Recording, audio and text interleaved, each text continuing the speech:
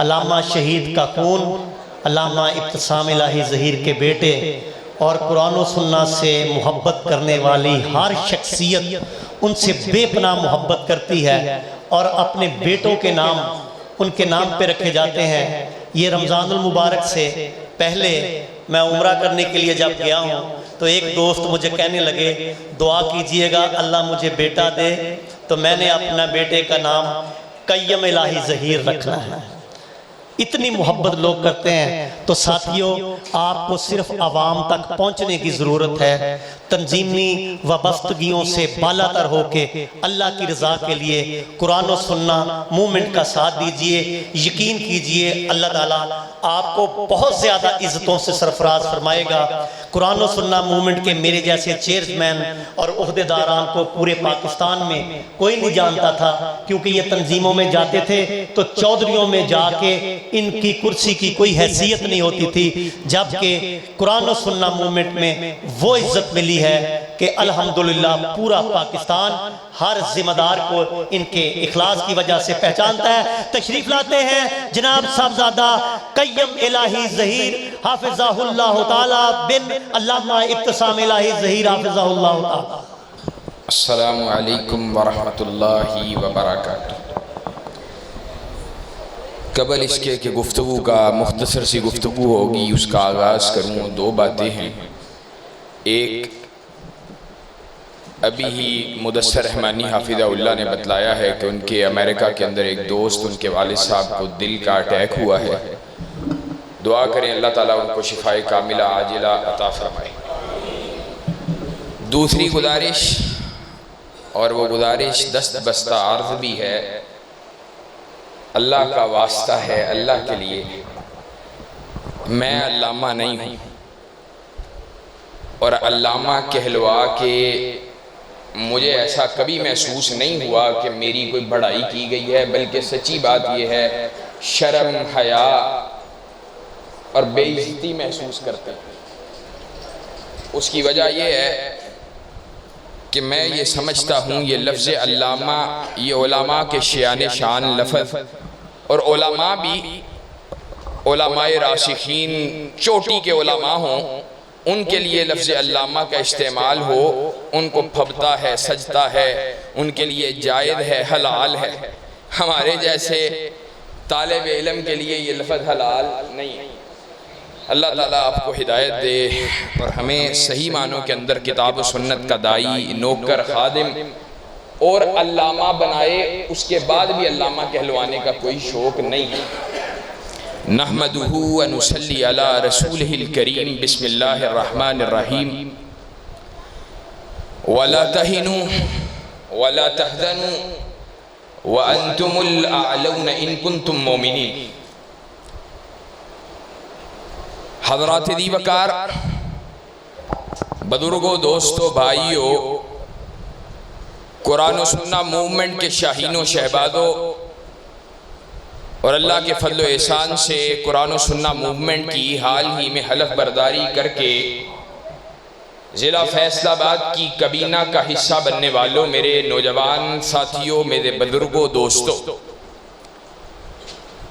نام میں کسی کا نہیں لوں گا، اس لیے کہ میرے لیے پہلے نمبر چیئرمین سے لے کر اپنی جماعت کے ادنا سے ادنا کارکن تک سارے ہی محترم ہیں، لیکن خدمات کا اعتراف کرتے ہوئے یہ بات ضرور کہوں گا کہ اللہ کے فضل و احسان سے قرآن و سنت موومنٹ کے ذمہ داران، وہ مبارکباد کے فیصل آباد کے ذمہ داران، وہ مبارکباد کے مستحق ہیں، اور انشاءاللہ ثم انشاءاللہ ہم یہ بات سمجھتے ہیں کہ یہ قافلہ، یہ کارواں یہاں پہ رکے گا نہیں، یہ اللہ کے فضل و احسان سے پھلے گا، پھولے گا، یہ ایک تناور درخت بنے گا، اور ایسا تناور درخت بنے گا کہ جس کی چھاؤں میں اہلیان اسلام، اسلام سے محبت کرنے والے، جان کو فدا کرنے والے، کتاب و سنت پہ مرنے مٹنے کا عزم رکھنے والے، جس کی چھاؤں کے اندر بیٹھ کر مسرت کو حاصل کریں گے، سکون کو حاصل کریں گے، اور انشاءاللہ میں نے یہ سوچا تھا میں کہوں گا، لیکن ڈاکٹر صاحب نے خود کہہ دیا انشاءاللہ ثم انشاءاللہ قرآن و سنہ موومنٹ کے شاہین و شہباز اپنے مشن، اپنے نظریے، اپنے منہج کو لے کر دوبی گھاٹ فیصل آباد کے اندر حضرت شہید کی یاد کو تازہ کریں گے، حضرت شہید کے دور کی یاد کو تازہ کریں گے۔ اور میرے بزرگ کہہ رہے تھے، کہا حضرت شہید نے کہا تھا کہ فیصل آباد میں کوئی اہل حدیث کا گھر ایسا نہیں رہنا چاہیے جس کا نوجوان اس دور میں حضرت شہید کی یوتھ فورس سے وابستہ نہ ہو۔ میں کہتا ہوں اپنے رفاقہ کو مخاطب کر کے ان کی سرپرستی میں اور ان ایسے بزرگوں کی سرپرستی میں فیصل آباد میں اہل توحید کا پھر سے کوئی گھر ایسا نہیں رہنا چاہیے جس گھر کے اندر قرآن و سنہ موومنٹ کی نفاذ اسلام کی صدا نہ گونجتی ہو۔ اور انشاءاللہ یہ وقت آئے گا، وہ آئے گا کہ نہیں آئے گا؟ ہمارا مشن، ہمارا نظریہ کیا ہے؟ میں نے دوپہر میں جنگ میں بھی اپنے ورکرز کنونشن میں مخاطب ہو کر لوگوں سے کہا تھا، میں نے کہا ہمارا مشن، ہمارا عقیدہ، ہم کائنات کے رب کی توحید کو ماننے والے، ہم توحید پہ اس منہج کو رکھنے والے جو منہج صحابہ کا منہج تھا، جو اسلاف امت، تابعین، تبا تابعین، ائمہ، محدثین اور سلف صالحین کی جماعت کا مشن تھا۔ یہ مشن، یہ منہج جس پرچم کو آج قرآن و سنہ موومنٹ نے تھاما ہے، یہ مشن کبھی صدیق و فاروق، عثمان و علی، طلحہ و زبیر، سعد و سعید، کبھی اس مشن کو امیر المومنین سیدنا امیر معاویہ رضی اللہ تعالی عنہ، رضی اللہ تعالی عنہم اجمعین، جس مشن کو تھامے صحابہ کی جماعت کائنات کے امام کے دور میں اور آپ کے دنیا سے چلے جانے کے بعد بھی میدان عمل میں کھڑی رہی، وہ مشن آگے بڑھتا رہا۔ کبھی امام مالک اس مشن کو تھامے گدھے کی پشت پہ بیٹھ کر، چہرہ کالا کروا کر، گلے میں جوتے کے ہار ڈلوا کر، من عرفنی فقد عرفنی ومن لم یعرفنی فانا مالک بن انس کے آوازیں لگاتا رہا، اعلان کرتا رہا، جو جانتا ہے وہ تو جانتا ہے، جو نہیں جانتا وہ سن لے۔ چہرہ کالا ہو، گدھے کی پشت پہ بیٹھا ہو، آج کوئی اہل توحید کا جوان وہ یہ شاید احساس نہ رکھتا ہو، شاید وہ دین کے رستے میں اس کو اپنے لیے ذلت سمجھے، لیکن مالک تیری عظمت پہ قربان جاؤں، تو نے چہرے کو کالا کروانا، گدھے کی پشت پہ سوار ہونا، گلے میں جوتوں کے ہاروں کا پہنائے جانا، نبی کی حدیث کے لیے مارے کھانا تو نے اپنے لیے اعزاز سمجھا، تبھی تو گلیوں میں اعلان کر رہا ہے، من عرفنی فقد عرفنی، جو مجھے جانتا ہے وہ تو جانتا ہے، جو نہیں جانتا وہ سن لے، میں انس کا بیٹا مالک ہوں۔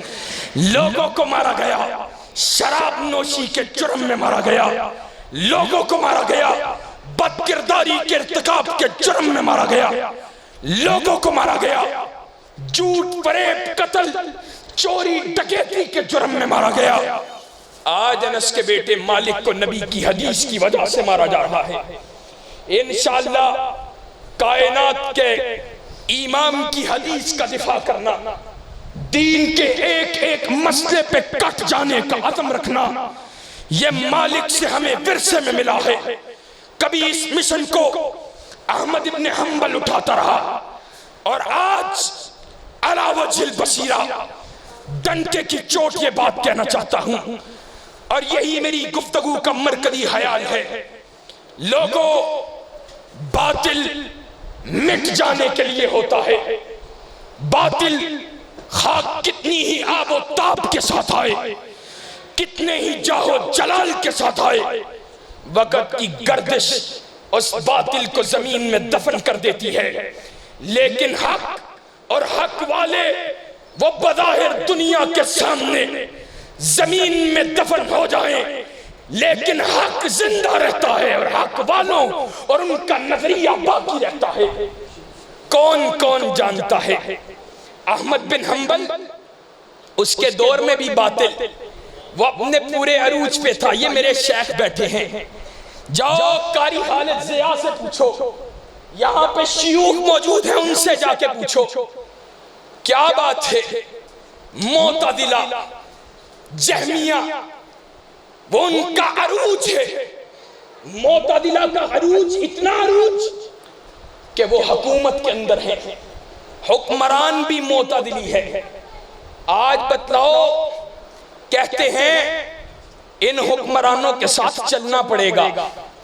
یا نواز شریف کے ساتھ چلنا پڑے گا، یا عمران خان کے ساتھ چلنا پڑے گا۔ دونوں میں سے کسی کو بھی چھوٹی برائی سمجھ کر اس کا ساتھ دینا پڑے گا۔ میں بتلاتا ہوں، احمد بن حنبل تھا، اس کے دور میں بھی لوگ کہتے تھے اور علماء کہتے تھے، جو ڈٹ نہ سکے، جو استقامت کو اختیار نہ کر سکے، وہ کہتے تھے احمد تو غلط ہے، تمہیں معتزلہ کے ساتھ سمجھوتا کرنا پڑے گا۔ وہ کیا کہتا تھا؟ وہ کہتا تھا عقیدے کے باب کے اندر میرا انحراف گوارا کرنا پڑے گا۔ میں کہتا ہوں قرآن اللہ کی مخلوق ہے، اس بات کا اعلان کرنا پڑے گا۔ احمد بن حنبل نے کہا تھا القرآن کلام اللہ ہے غیر مخلوق۔ احمد بن حنبل کا اعلان ہے قرآن اللہ کی صفت ہے، اللہ کی مخلوق نہیں ہے، اللہ کا کلام ہے۔ آج بتلاؤ، احمد بن حنبل کو مارنے والے خلیفہ مر گئے، احمد بن حنبل پہ ایسے ایسے کوڑے برسائے گئے، ایسا ایسا ظلم کیا گیا۔ مؤرخین لکھتے ہیں اگر ایک کوڑا جو احمد بن حنبل کے وجود نے برداشت کیا کسی ہاتھی کو مارا جاتا، ہاتھی ڈھیر ہو جاتا۔ ہائے احمد بن حنبل، ہائے احمد بن حنبل، تجھے ان کوڑوں نے بھی ڈھیر نہ کیا۔ آج کوئی ایک بھی اس مجلس میں بیٹھا بتلائے کوئی بھی پاکستان کی فضاؤں میں ایسا ہے جو ان معتزلی خلیفاؤں کے طرح اس بات کا اعلان کرے، فخر سے کہے کہ میں معتزلی ہوں؟ نہیں، معتزلہ ان کا فتنہ مٹ گیا۔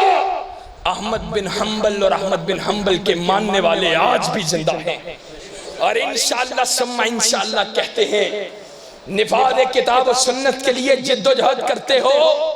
بے معنی ہے اور غیر نتیجہ خیز ہے، اس کا کوئی نتیجہ نہیں نکلنے والا، اس کا کوئی نتیجہ نہ نکلے۔ ایک نتیجہ تو نکلے گا، قیامت کا دن ہوگا، وَوُجُوهٌ يَوْمَئِذٍ نَاظِرَةٌ، ہم اللہ کے چہرے کا دیدار کر لیں، اس سے بڑا نتیجہ ہمیں مطلوب ہے، اس سے بڑا نتیجہ ہمیں مطلوب ہے۔ اور میں یہ بات بھی بتاتا چلوں، علمی طور پر وہ لوگ غلطی پر ہیں، ٹھوکر پر ہیں، جو نفاذ اسلام کی بات کرنے کو جرم گردانتے ہیں۔ جاؤ شیخ الاسلام امام ابن تیمیہ، جس کو اہل حدیث اپنا سر خیل مانتے ہیں، اس نے لکھا ہے نفاذ اسلام کی جد و جہد کرنا یہ اہم الواجبات ہے۔ مسلمان پہ جو واجبات ہیں ان واجبات میں سے ایک اہم واجب ہے، اور میں یہ بات بھی آج صرف اس اظہار کے لیے کہ کوئی شک میں مبتلا نہ ہو، کوئی تمہارے ذہن میں شک کو داخل نہ کر سکے، ہم وہ نہیں ہیں جو کہتے ہوں کہ زندگی کا مقصد فقط نفاذ اسلام ہے، نمازیں جاتی ہیں جائیں، داڑھی جاتی ہے جائے، فرد کی اصلاح جاتی ہے جائے، توحید اسماء و صفات جاتی ہے جائے، توحید ربوبیت جاتی ہے جائے، توحید الوہیت جاتی ہے جائے۔ نہیں، ہم اللہ کے فضل و کرم سے، میں نے پہلے بھی کہا، ہم کاربند ہیں سلف کے منہج کے اوپر، ہم سلف کے منہج کے رکھوالے ہیں، ہم تمہیں دعوت فکر دیتے ہیں۔ ہم اللہ کے فضل و کرم سے اللہ کی اسماء و صفات میں سلف کے منہج پر، اللہ رب العزت کی توحید الوہیت میں سلف کے منہج پر، اللہ کی توحید ربوبیت پہ سلف کے منہج پر۔ لیکن تم سے بھی گزارش کرتے ہیں، اسی توحید کے اندر اللہ رب العزت کے دین کے نفاذ، اللہ کی حاکمیت جو کوئی الگ شاخ نہیں بیان کر رہا، اسی توحید کا لازم حصہ ہے۔ بتلاؤ تم اس کا اعلان کیوں نہیں کرتے؟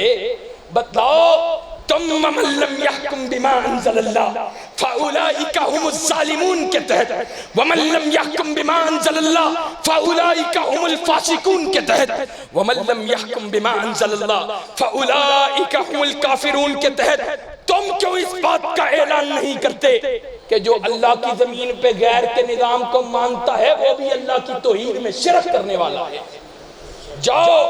ہم نے تو حضرت شہید کو سن کے بڑے ہوئے، میں نے حضرت شہید کا خطاب سنا ہے، اسی لیے خطاب کا حوالہ دے رہا ہوں، اور یقین مانو حضرت شہید کے خطاب کا حوالہ اس لیے دے رہا ہوں کہ اس کے اندر اس کی علمی دیانت کو اللہ کے فضل و کرم سے اپنے بھی مانتے ہیں، بیگانے بھی مانتے ہیں۔ حضرت شہید نے کہا تھا، کہا میں نے اسماعیل شہید، شاہ اسماعیل شہید جو بر صغیر کے اندر اہل حدیث کی دعوت کا سر خیل ہے، میں نے اس کے مخطوطات کے اندر اس بات کو اپنی آنکھوں سے پڑھا ہے، اور وہ مخطوطات میں کیا بات موجود تھی؟ وہ بات یہ بات تھی کہ جو اللہ کی زمین پہ اللہ کے علاوہ غیر اللہ کے نظام کو قبول کرتا ہے وہ بھی عین شرک کرنے والا ہے۔ بتاؤ اہل حدیثوں پھر کس منہ سے ہم ساتھ دیتے ہیں نواز شریف کا، کس منہ سے ساتھ دیتے ہیں عمران خان کا؟ مجھے تکلیف ہوتی ہے اور میں ہاتھ جوڑ کے کہتا ہوں، میں جولی پھیلا کے کہتا ہوں، میں نے چنیوڑ میں، میں نے جنگ میں کہا، میں نے پہلے بھی فیصل آباد میں کہا تھا پچھلے اجلاس میں، اور آج پھر کہتا ہوں، کائنات کا کوئی عہدہ ایسا نہیں، کائنات کا کوئی عہدہ ایسا نہیں ہے جو ہماری آنکھوں کو ہیرا کر سکے، اور کائنات کا کوئی سکہ ایسا نہیں ہے جو ہمیں خرید سکے۔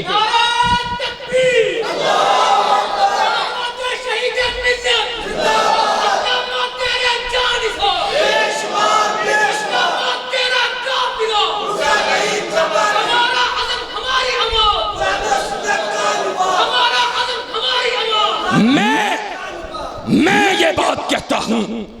اللہ کی قسم، اور میں چلو بات آئی ہے کہہ دیتا ہوں، میں نے قصور میں بھی کہا